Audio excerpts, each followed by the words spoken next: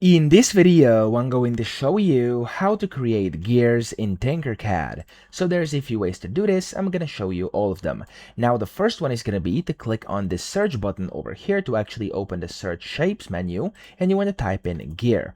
Now, from in here, you'll be able to see a bunch of different gears you can actually create using this tool. So there's going to be a bunch of different ones. You have this gear over here, you have the useful gear, you have this metric gear over here, and then there's going to be custom ones as well, and of course a bunch of different other things as well. So you can select the one you want, for example this one, and then click over here, and as you can see, it's going to create your gear. Now what you can also do whenever you have your gear created, you can click on this button top right to basically change the properties. So you can change the pitch of the gear over here if you want to, you can change the slope of the gear over here, the amount of teeth over here as well can be changed, of course, and then over here you have the height, you have the board DIA, over here you have like a bunch of different things, and you can essentially change it and customize your own gear that way. Okay, that's one way to do this. You also have this one over here, which is a slightly different gear. They call it the metric gear. In here you can also change the module over here, the number of teeth, etc. Everything can be changed over here, and you can create a gear yourself. Okay,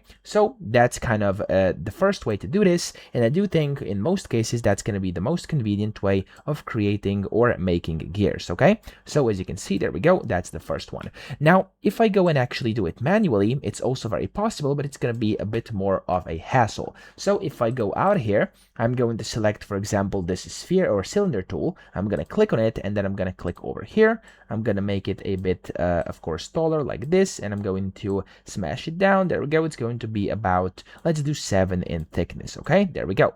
Now you can then create your gear manually by selecting whichever teeth you want it to have. So for example, let's do a random basic gear over here. We're going to just pick, I don't know, maybe like this one over here, which is called the roof. So I'm going to click on here, and I'm actually going to position it over here. So I'm going to rotate this a bit by 90 degrees, and I'm going to put this over here.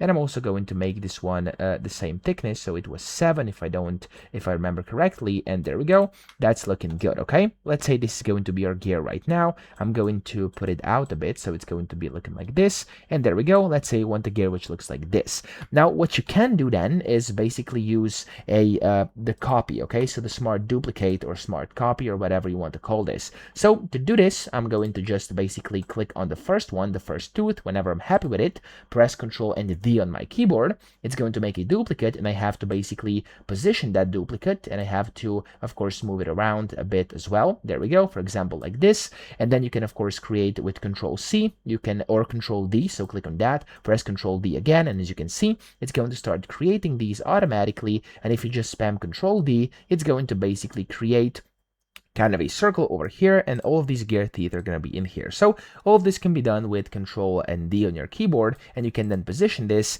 and you can of course group it by highlighting over it, clicking the group button, and you have your gear as well like that. Okay, so that's also an option. And then if you want a hole in the middle, you can also go and add this shape over here, which is the cylinder hole shape. You can find the middle and you can position it in there, and of course you can then group them together as well. So if I do it like that, push this down here, and if I go and select all and group it, there we go, we have kind of a gear as well. Okay, so there's of course a bunch of gears you can make, completely up to you what you want to create, but that's one more way to do this as well. Okay, I do think it's the easiest to actually use the gear creation tool I showed you at first, but that's also an option to keep in mind if you need a custom one. So I hope this video helped you out. If it did, please subscribe to the channel and help me out as well.